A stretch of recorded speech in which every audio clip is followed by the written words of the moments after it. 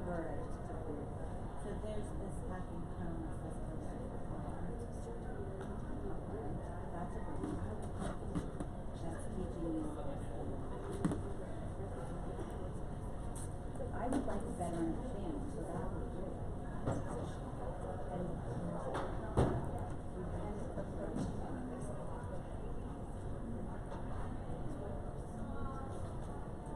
And 10:45 to 11:45. I'm looking management.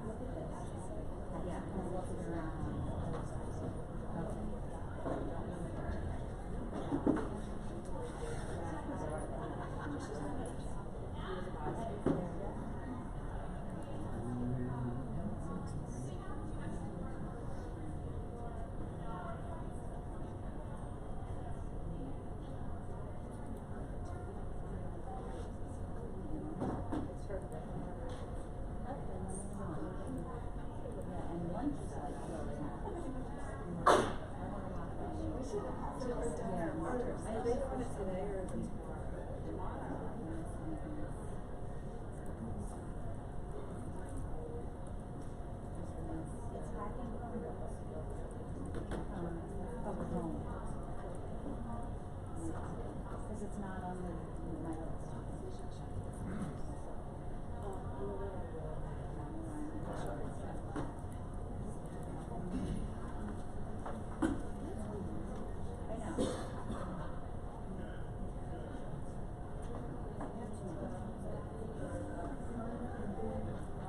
Yeah, I think that would be good because I just don't have it so much money. I mean, I can use it. I know I'm not using it, but that's fine. I'm just using it.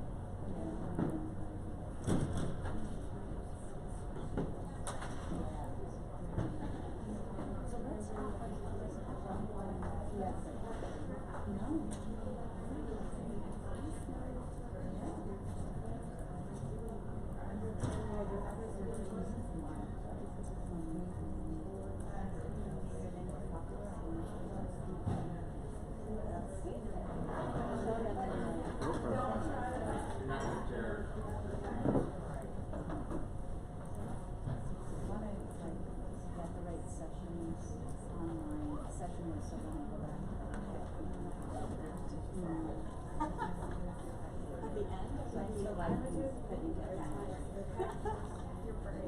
I'll do it after I finish. Really? Wonderful. It's 9:30. Alright, we're going to get started. It's 9:30. So, in case you didn't figure it out, we have a QR code to access our presentation, but also a bit.ly up there. The QR code will be on the next slide too if you didn't get it quick enough. Okay. I'm just going to start off introducing myself. My name is Chris Biggins. I am actually a graduate of Greater Latrobe High School, 1996. Anybody familiar with Greater Latrobe? I said it Latrobe, so you should know that I'm actually from here. Yeah, so I went to Gettysburg College and worked in higher education for a few years and decided that I wanted to get into teaching. So went into a teacher intern program and have been teaching 17 years. Biology was always my destination. That was where I wanted to get to, but I've taught in middle school, I've taught in a private school, and now I've been at Gettysburg High School for 11 years. And I am definitely not the same teacher I was 17 years ago when I started. So I'm very proud of that. I'm happy with the journey. For those of you walking in, this QR code is the link to the presentation. So we'll keep this up for a couple minutes longer. So my name's Katie Hefner. You can see my Twitter handle up here and then also Chris's Twitter handle over there. I'm an instructional coach with Gettysburg School District.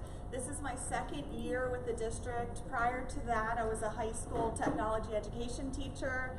I went to Cal U from the Pittsburgh area and I graduated from Greensburg-Salem in 2006. So I'm from the Pittsburgh area. We moved out to the Gettysburg area right after graduation. prior to coming to Gettysburg, I was actually with Frederick County Public Schools in Maryland as a teacher in a high school, and then I was an instructional coach, an instructional technology coach for the CTE department, which would be Career Technology Education Department, so kind of the non-tested areas. I have 2 kids. I have a kindergarten student who just started with the Gettysburg School District, so it really puts a whole new purpose and perspective into my life. Now I see what he is doing and what he can be capable of, and I can see the things that could be happening around. So it really puts a passion into what I do. And then I also have a 2-year-old at home who keeps me on my toes. Yeah, and I guess I better mention I have kids. This is being taped. Like, I don't want this to come back and haunt me, but I have a 22-year-old stepson who's at University of Pittsburgh, graduating in April, and then I have an 11-year-old son, and he's about to start middle school next year, and my daughter's in 1st grade. She's 7. So wide range, and they have made me a better teacher too. So we just want to tell you a little bit about our district in case you're not familiar with Gettysburg School District. We have a one-to-one Chromebook initiative at our secondary level. Our high school students do get to take their Chromebooks home. We originally had Dell laptops. We switched to Chromebooks last year. I think it was last year. The middle school students just leave their laptops in the middle school and they charge there overnight. And we have a variation of devices at our elementary level, and those are always shared between grades. Our average secondary class size is about 24. I feel very fortunate for that. High school has about 1,100 students. You can see middle school 800, elementary schools 400 to 450 students. Our rate is about 43% of our free and reduced meal students. ELL population has increased in our area. We're almost at about 4%. And in general, I would say we're a small rural school district, but who is doing a great job trying to have our students be global learners. So we're going to talk about what a playlist is first, and this is another QR code that's actually going to take you to a Mentimeter. So if you have an iPhone and you didn't realize this, all you need to do is actually open up your camera to scan a QR code, and the link will just automatically pop up. You don't need a secondary app or anything nowadays. If you have an Android, I don't know what you do, but it works on an Apple, so just pull it up, scan it. I'm also going to bounce over to what Mentimeter is, and you'll see how to get there if you do not have a QR code. You can go to mentimeter.com and then type in this number once I switch screens, when I see your phones go down.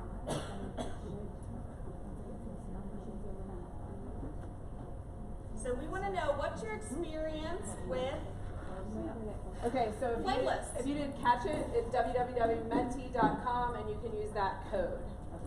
So if you didn't catch that, you can just use your browser. If you did not get the QR code, go ahead. Okay, yep, so www.menti.com.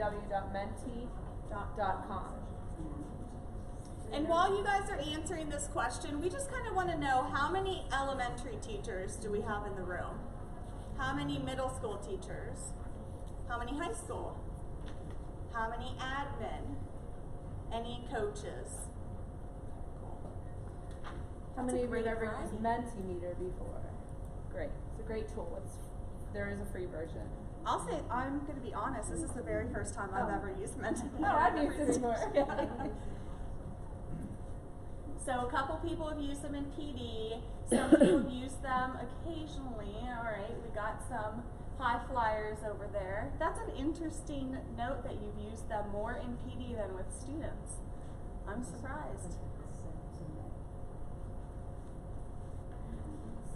About 21 people. So just kind of how maybe you're wondering how we got into this presentation. When Katie started last year, I was like, Katie, what's something I should try? And this was Katie's recommendation to me. We were at P&C together last year, and I said, okay, it's my goal to present next year, but I'm only going to do it if you do this with me. So something I was able to take last year and implement, so that's what we're going to share with you today. So we worked together. I did a PD using Hyperdocs and kind of playlist, kind of gave that to the teachers, and then Chris really took what was presented to her and made it her own, and she's been using it inside her high school classroom with those kids, you know, chipping away at the ice block. So most people have used it in PD. I thought it That's was. awesome. Okay.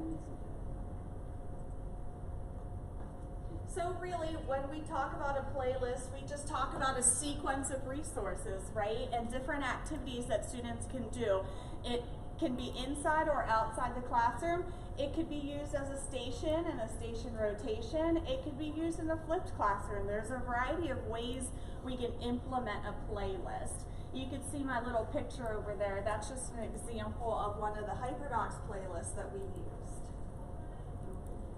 So we came up with a list of kind of why we use it, and you know, we personally, these are some of the things that I was attracted to use it. Students can see, they can see an end goal. They can kind of see what the end of the lesson looks like. I think it's important for people to kind of see what's going to happen, for students to have that opportunity as well. I try to build in choice so that there's different activities. I don't know about you guys, but I have a filing cabinet, you know, I have a filing cabinet of ideas, but then I also have an online, you know, I can't possibly do everything that I actually have in my toolbox. So I like that this allows me to embed choice for my students, so maybe I still feel like I'm getting to use all the things that I love, but they get to pick from them. It does make it a little bit easier to differentiate, and I think I'm going to talk a little bit more about, Katie mentioned how it fits into different types of instructional models. It can be personalized, but I'm going to talk about how I like that it's self-paced. We have a hints and tips at the end of the presentation, but one of the biggest things that I learned last year when I attended a Hyperdoc or a playlist session was that it doesn't even need to be finished to present it to your kids.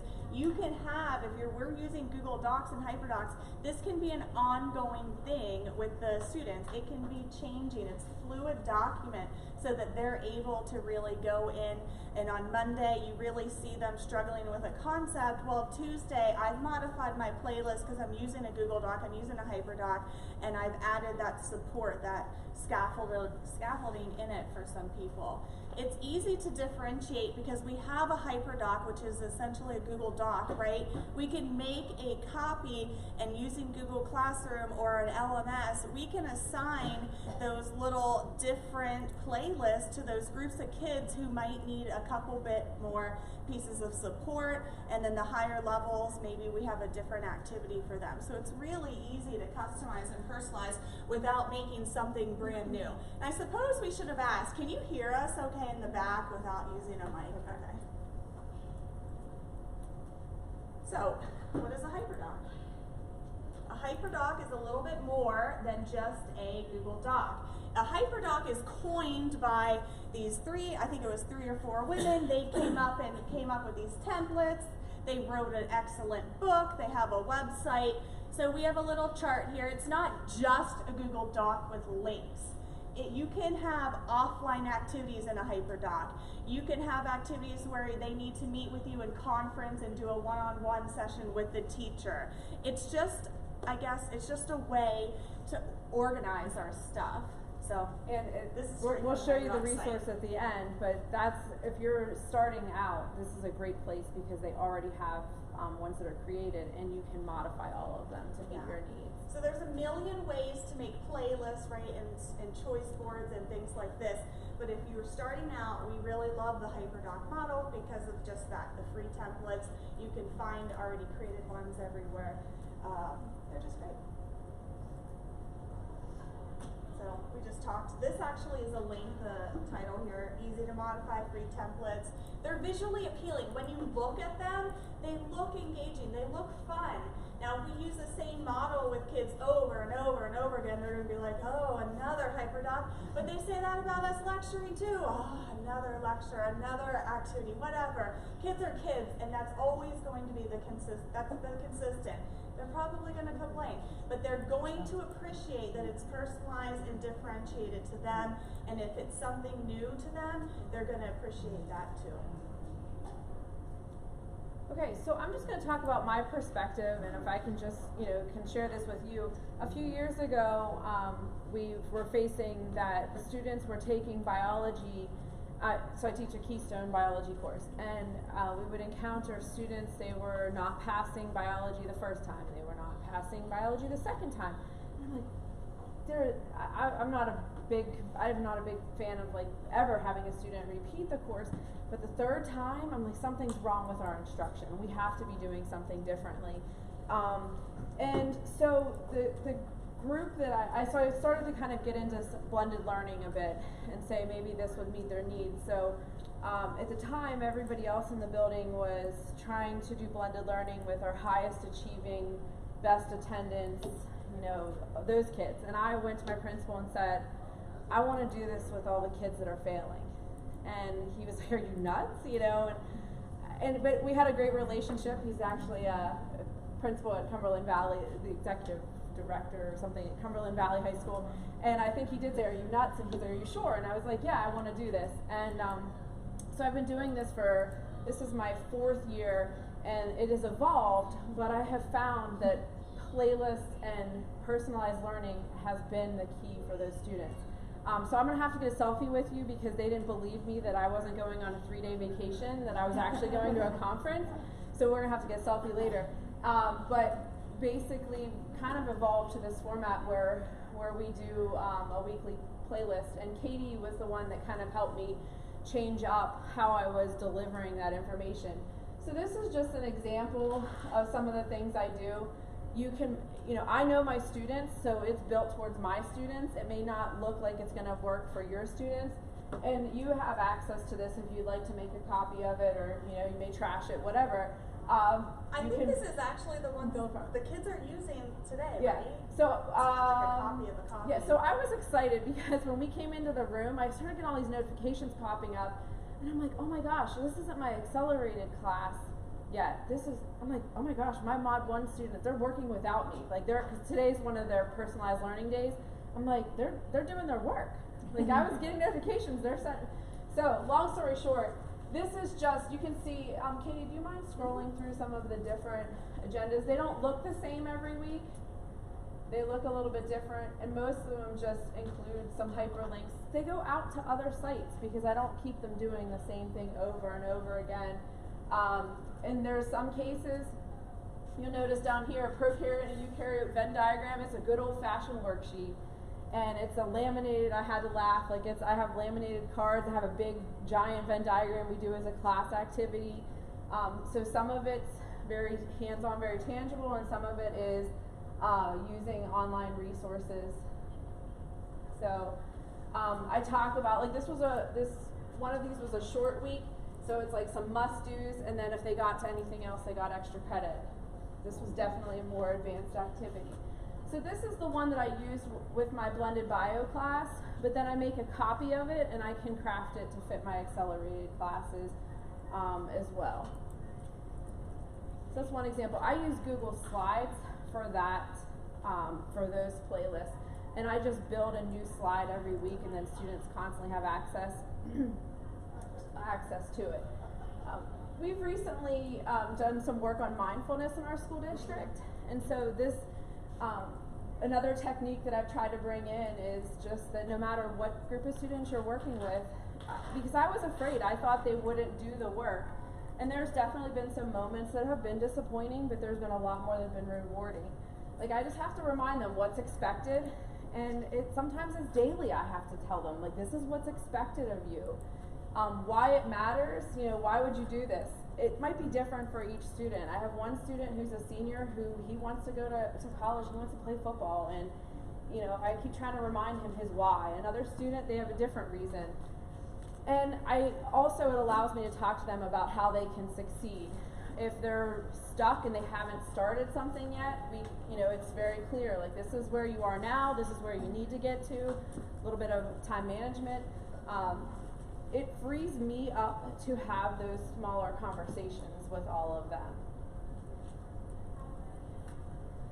The other thing that my whole sub plan over the past 3 days was a playlist, and just one of the components of it was cell respiration and photosynthesis, and so I just made a quick self-evaluation, something that whenever I get back Wednesday night, if I want to, when I go to pick up my car, I can go in, grab it pretty visually. I think if you click on it, there's more to it.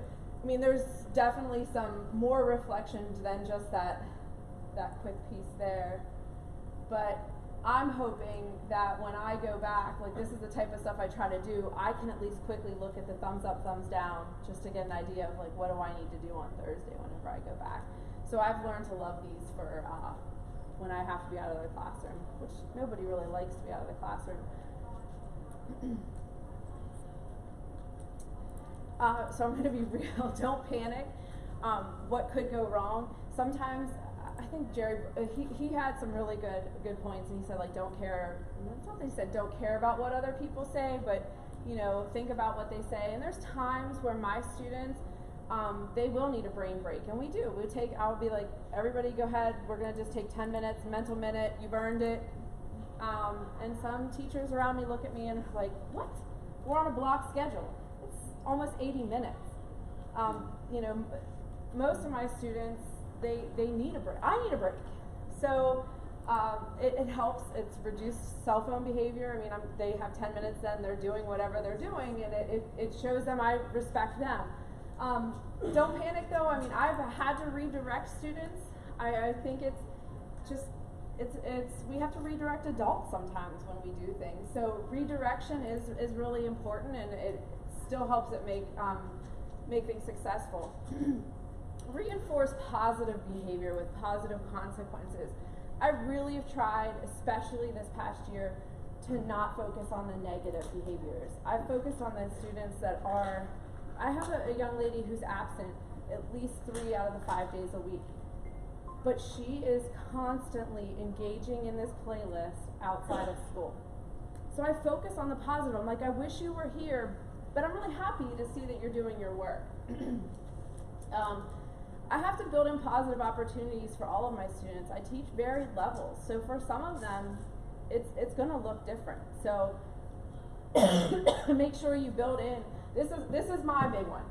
Positive opportunities for all students, not just our top students. And then mindful consequences. Don't give them a 0 and just say okay, forget it. They know that they have to complete the playlist. That's expected. And if they don't, I'm ready for them the next week. So some of them are weekly, some of them are at the end of the lessons. They know I'm ready, and we have a resource period, or they have to figure it out. We're going to get it done. It's not I'll give you a 0 in the grade book. I'm going to just bounce on the cell phone thing a little bit. When I was in the classroom, it was probably about 4 years ago, and we had just become one-to-one with Chromebooks in a high school classroom. And so there was really no need for our cell phones, but we were still allowed to carry them around as students. And they had them out all the time, but they really didn't need them because we had the Chromebooks, right? So I did allow them. I started by saying, okay, I will give you 5 bonus points if you bring me your cell phone, put them on top of the Chromebook cart, face down. No one has to look at them. I just want them up there so you're not distracted. I'm going to be honest with you. This is why we're doing that. One person brought me their phone the first day. I did it the second day. I said, come on, let's just try it. What could go wrong? If it sucks, I'll give them back to you. I don't care. Let's just try. So the second day, I would say 80% brought up their cell phones. The kids who needed to bring up their cell phones, they brought up their cell phones.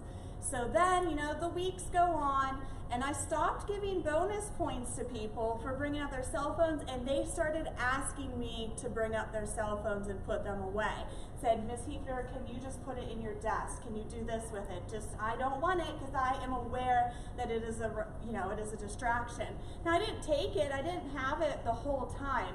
I would give them a brain break. We also had block scheduling. It's helping them be mindful. It is, and they have anxiety about being without your cell phone, as I'm sure you do too. When we forget our cell phones at home or in the car or whatever, there's a sense of anxiety. So when they didn't have that, and this was new, giving them, I think I gave them like 2 minutes every 30 minutes or so. They would come up, check it, do what they got to do, and then they put it back for the full amount of extra credit.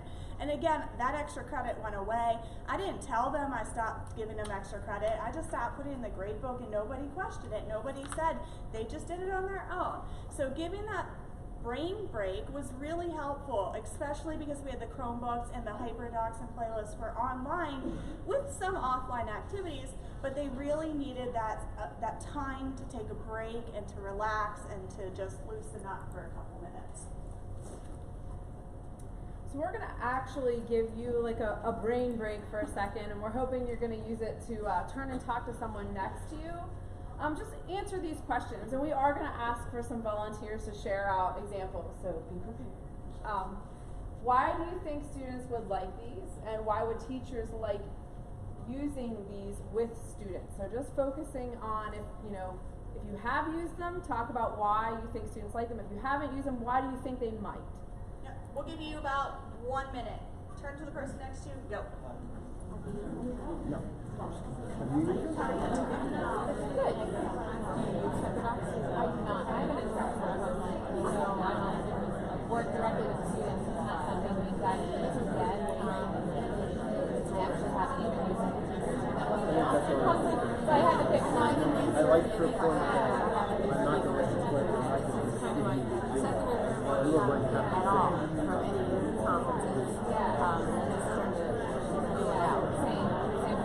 Right. I do think You're going to have to finish it. So you might as well finish it.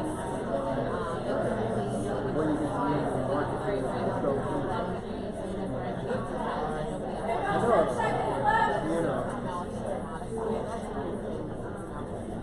The one who has the adaptive materials for the way they have to know. Right. You don't want to go through the how can that be? Right. Right. So why do you tell them? Yeah. Okay, so do we have some volunteers to either tell us one, both? Why do you think students would like these, or why do you think teachers would like using them? Some volunteers to share. What did you talk about?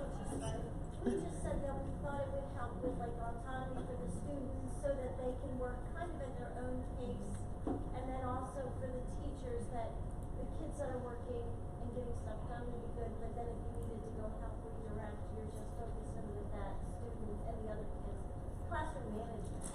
That's a great point, and a lot of my elementary teachers are like, well, how can I do this? I don't want my kids to be off task over there. But it's really great for them because it frees up the teacher to walk around and provide that feedback. And for my research, grades really aren't the driving factor. It's the meaningful feedback that we provide to our students, and it's difficult to find time to do that. Well, using these Hyperdocs and playlists and rotating or doing it, however which way you decide, allows that time to provide that feedback to those students to help them really go forward. What else? Yes. I feel like on the teacher end and besides progress monitoring and the ability to differentiate as you go, which if you're up there lecturing every day, you're not in touch with each student in the class, you can't know what's going on. Yeah. For the student end, I've done this a little bit, but sometimes they don't like it because they haven't worked. Yeah. That's so true. And when they're listening to the lecture and taking notes, that's pretty much all. Yeah, they learn how to play school, and by the time they reached us at high school, they're like, oh, I'd rather have just the worksheet. Yeah. So it does take onboarding. I talk a lot about passive learning and active learning, and this is really active learning. They're actively engaged, and a lot of kids have just had passive learning experiences, and they are comfortable with that. So it does take, so I will say too, I try to do like a Monday, Wednesday, Friday model with this group where we have like Mondays and Fridays maybe lab activities, and Wednesdays the lecture component, and Tuesday and Thursday are the playlist. So I try to build in different components to kind of ease them into it, and I don't just usually go a full week of active learning that they are driving everything, because they're gonna get tired, they're gonna get exhausted. So yeah, that's something to keep in mind. I have a teacher who's exhausted of doing that too. She and I are close friends in and out of school, and she said, listen, I'm pumped for my Harriet Tubman playlist. She teaches 8th grade ELA. She's like, because I know it's done. I know I just have to tweak it a little bit, but it's creative. The kids like it. It's fun, and it gets me off from lecturing and talking and planning that ongoing, day-to-day grit, and the kids really enjoy it. And so she looks forward to doing that.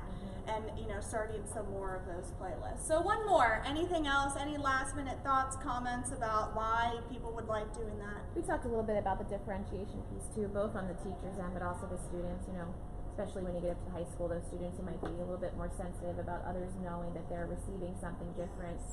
It would be a great, easy way. And Google makes it so easy, that copy button, and then what links you share out with different students. Yeah, that's a great point. Yep, it's super easy. So the next side is my side. I started to do some playlists with professional development, and luckily you guys all said that, or a lot of you said you had experienced that. So I've created a couple self-paced modules that are interactive. They have some offline activities too, mostly just note-taking and reflection on the offline activities, but they talk about the topics that my middle school teachers really want to hear about. And so I've done a couple like fostering discussion or PBL, the different project-based versus problem-based, and which is right for you, a playlist for them, and things like that. We use it in a whole variety of ways. We have them choose which one they want to do. They could do it individually for a whole PD day. They can work with their PLCs and choose one topic and work through it together. And that's the way we really like it to be done, so that they can say, okay, how can I make this playlist work in my math classroom in 8th grade? Or my co-taught science class, or whatever. How can I make this subject work? We're going to go through the playlist, the Hyperdoc together, and really talk about how to put it into action. Our math teachers just went through the playlist that I made, and they incorporated their new use of Desmos into it. And so I walked in one day, the kids had a playlist. It was actually April. She had a playlist up for the kids, and they were using Desmos, 2 new tools to this group of students and teachers, and the excitement from both ends was just great. It was really wonderful to walk into that. We had a math teacher use a playlist too. She was really nervous about it. Saw one of her kids in the library later in the day. I said, hey, do you have so-and-so? She said, yeah, I heard you did something different in your class. And she said, yeah, we did this playlist. It was on the computer, but we still did offline stuff, and it was awesome. I said, why did you like it? And she said, because I could do it at my own pace. It was what I needed, and it was something different and new from her teaching style. So it really worked for them. We don't have to use it in any sort of time frame. I made these modules at the beginning of the school year, and these teachers have continued to work through them throughout the year. Some of them are like really motivated like we are, and they'll do it on their own time, but we have these 2-hour after school days like 4 or 5 times a year, and then we have 2 PD days, so they come back to wherever they left off and they keep going through them. And they were really easy for me to make and kind of update. So that link of the little phone actually takes you to my Google site that I've made for them, and I house all of my modules, which again, this is just the first year for this. And I'm not sure if you can get to the site. Gettysburg probably locks it down. I might be able to switch some settings, but so this is the site they go to. We had 2 days. This is the most recent day. They could choose from any of those little modules there. I'm just going to interject for a second while we have this up. So this is what, as a teacher, this is what I like about it. There were times in my career where I was too afraid to ask for help or say like, I don't know, I want to get it. I mean, I waited until my 17-year-old son helped me get a Twitter handle, and like I was like, no, explain Twitter to me. So now I guess TikTok's the next one. But like, what I like about this as a professional is there's not always time that I can go to Katie and like, Katie, I want you to show me this. But with this type of setup for our school district, then I'm able to it's not such a fearful thing for me to go out and try to like say, well, this looks like something I'm interested in, and you don't really have to go through the whole thing. Everything's kind of laid out there for you. It's just resources. And you decide if that's for you. I've noticed that in the high school, we have a very similar setup with some of our teachers who have been resistant to changing anything that we've done, is that they'll go in and they'll just like look to see what's of interest to them, and that's how some of them have gotten the hook on different strategies, is by using the playlist approach, because it's independent or with another person, and it's not large, like you're not engaging in a whole day. You usually have components where you're building stuff as you go. A lot of times, you know, whole school, we're going to learn about PBL. Well, you have those teachers who are like, everyone else already knows about PBL, so they're going to shut down and they're really not going to take away anything because they already feel like they're behind, and that's really not the case. So they can come to these modules and do what they need on their own. And then I have a link to a Google form that they can submit different ideas. So if they're working and they want, you know, next year they want a different topic, I can kind of work through that and develop a module for them. And a lot of it doesn't even have to be stuff that I create. I can incorporate, you know, maybe they want a module on coding in their classroom. I can pull in some of that hour of code stuff that's already created and just link it in my Hyperdoc and give it to them to work through. It's just it's a way of organizing your already created lessons and units and just putting them in a format that people can really work through on their own pace. All right, so now we're back to having you guys talk about why you think a teacher would like to use these for professional development, or why administrators or coaches would like using these with their teachers. Or if you have something to throw back and you're like, that sounds great, but I don't know if that's really going to work. We'd love to hear that feedback too. We're really open to, you know, suggestions and things like that, and the pushback. So, yep, turn and talk. 1 minute, go. There you go. There's so much time. I gave him 2 minutes, Katie. Oh, okay. I gave you 2 minutes. I'm sorry. This is important.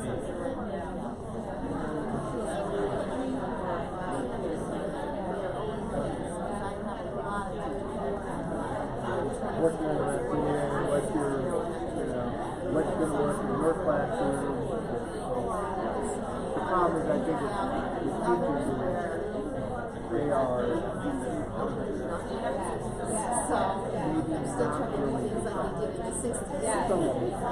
I agree. I think that does help whenever you do that in a different space. Maybe a lot of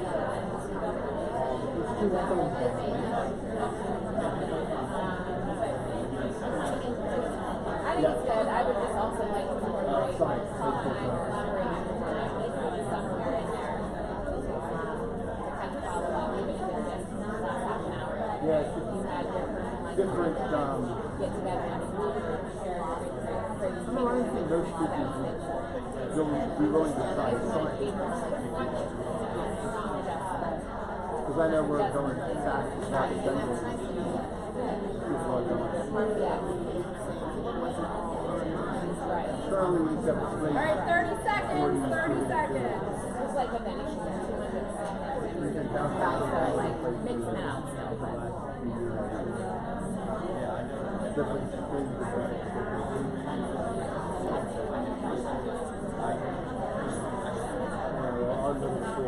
Our middle school,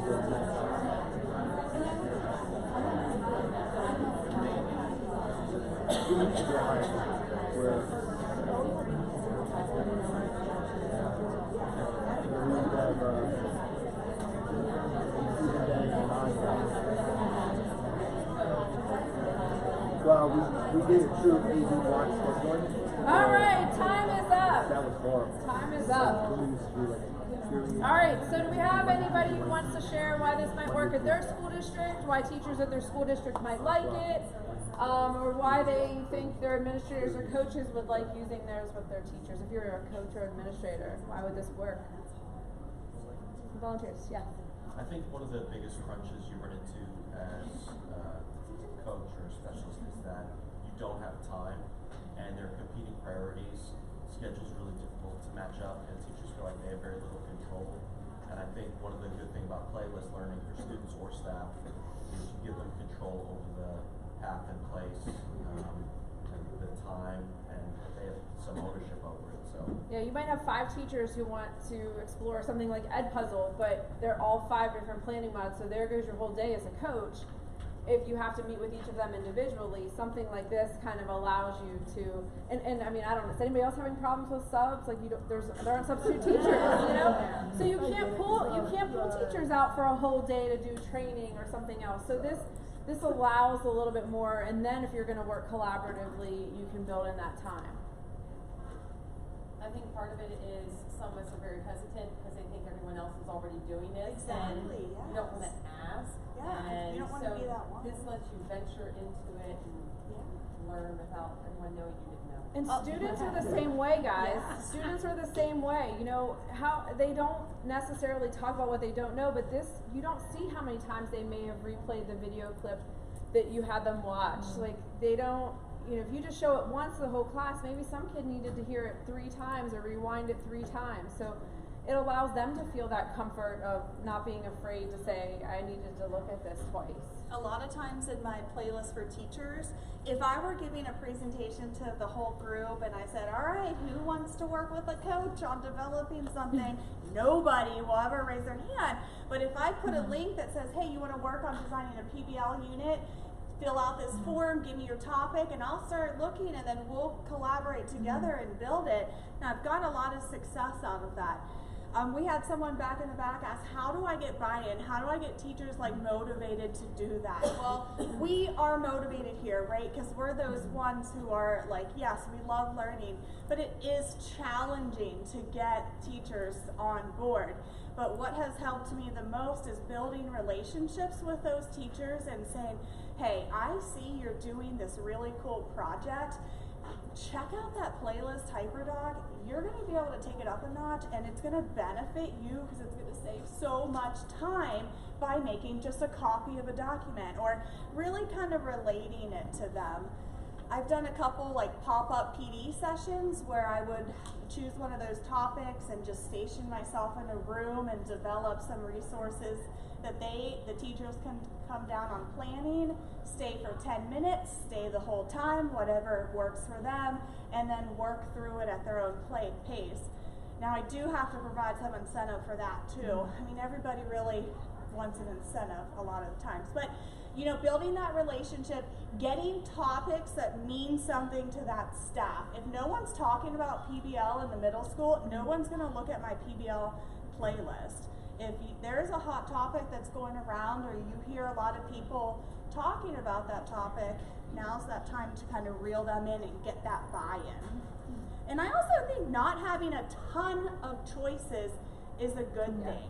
I'm not overwhelming my middle school people. If it were me and I saw a huge list of things that could be done, I'd shut down, I'd get too anxious. I saw Katie had like 5, you had like 5 things. Like, and they were short, sweet, doable.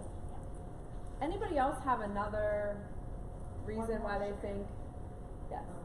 I didn't let you finish your question, so this could go either way. Yeah. I'm sorry, my name's Christine, and I love these ideas. I'm thinking about accountability.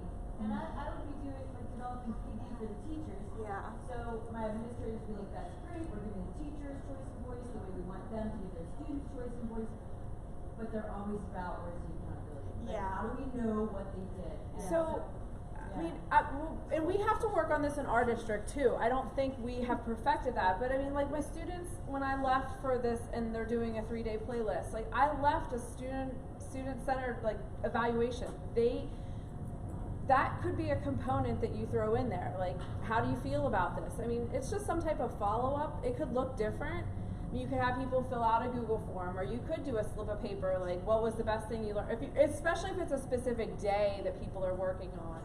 Or, you know, and at some point you are going to have to trust that people are doing the best that they can, and hope, or they're, you know, I guess it depends. If it's a day, I would make sure that you have some type of reflection that you follow up on.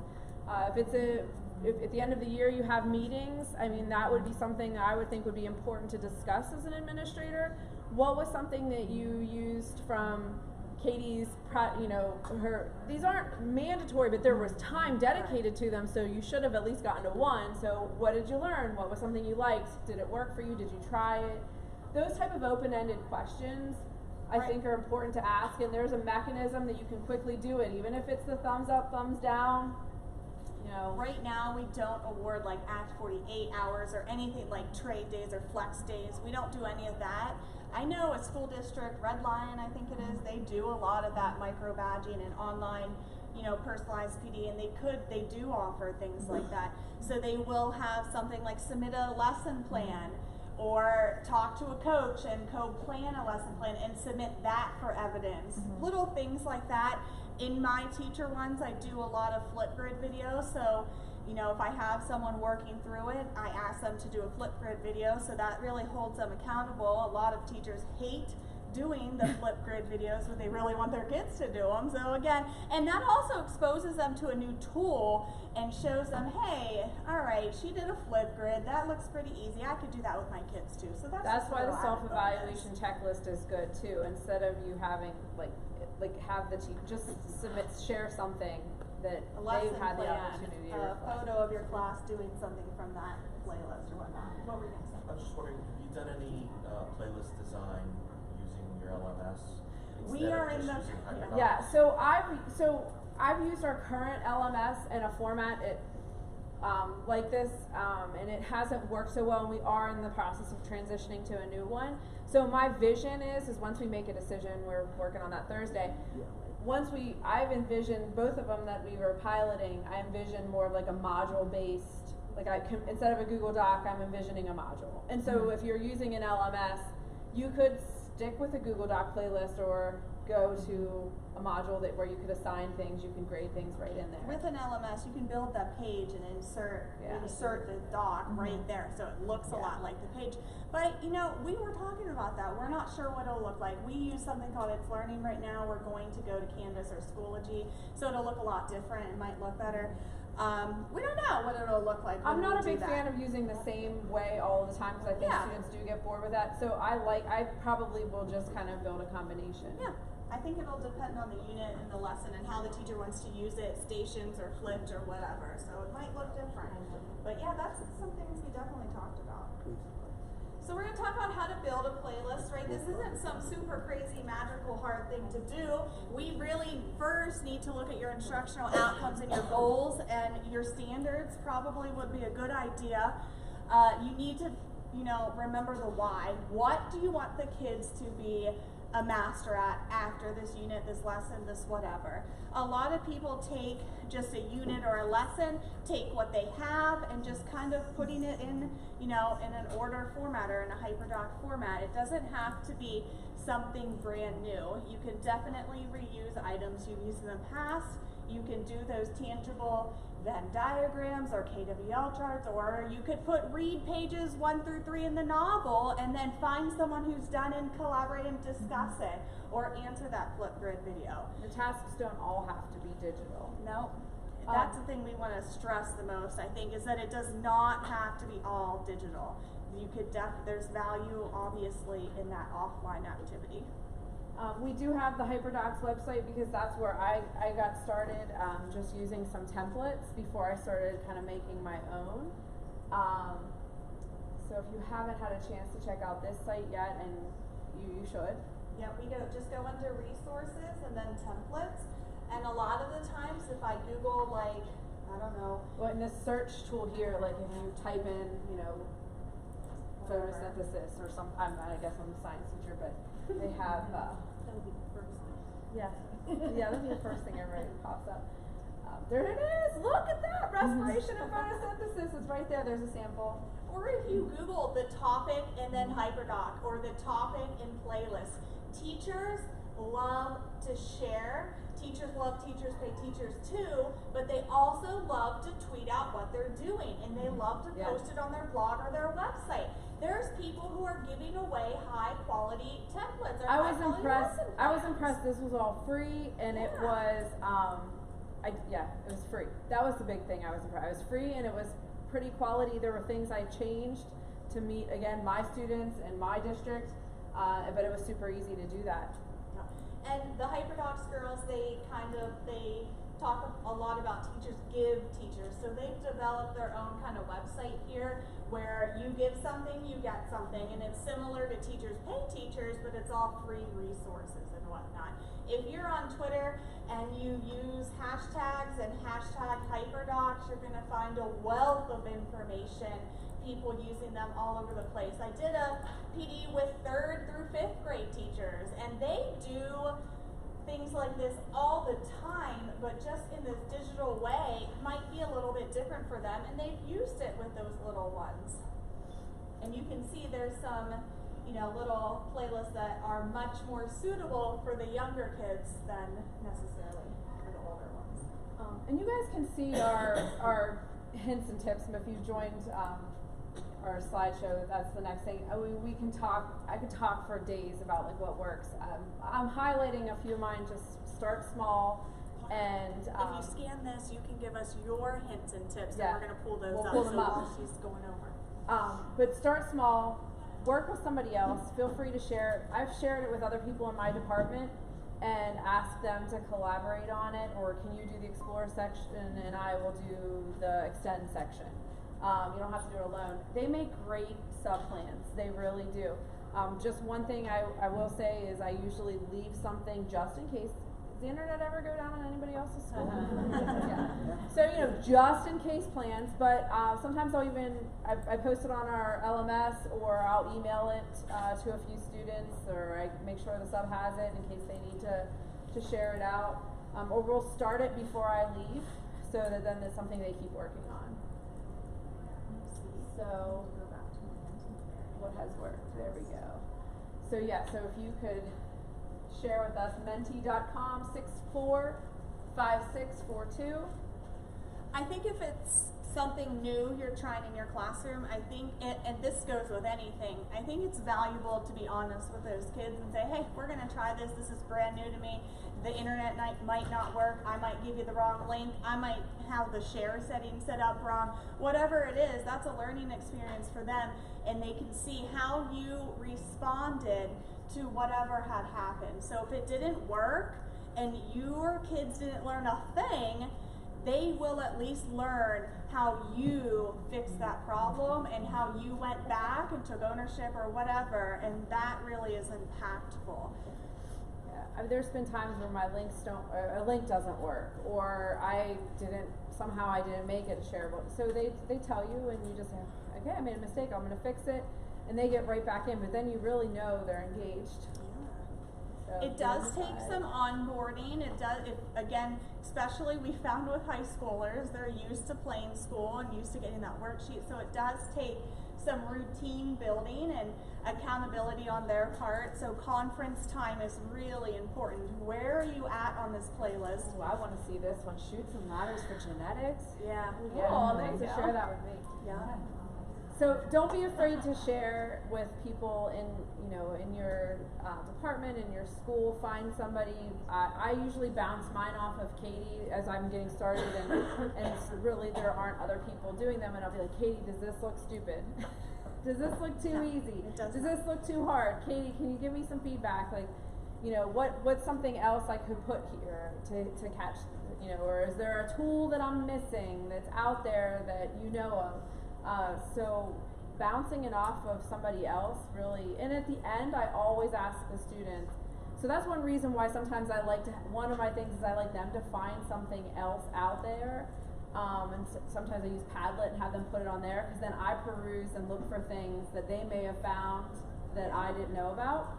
Yeah. So I also have seen a couple menu boards, choice boards, whatever, where they're assigned points. Each activity is an assigned point, and those points correspond to like a DOK level or Bloom's taxonomy level. And the teacher manages to figure out, okay, every kid needs to get 15 points. You can choose the activities to get 15 points, but DOK 1, there's no way you'll get 15 points from those activities because the points just won't add up.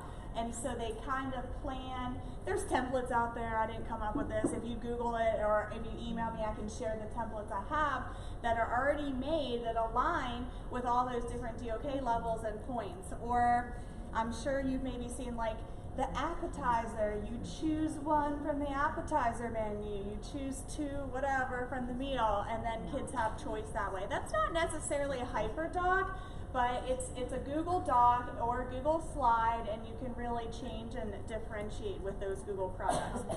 We chose Hyperdocs because they're free templates. It's a great starting point. They're visually appealing and they're easy. is anybody wondering how you grade, like how you assess students on these? Because accountability was one thing for administrators.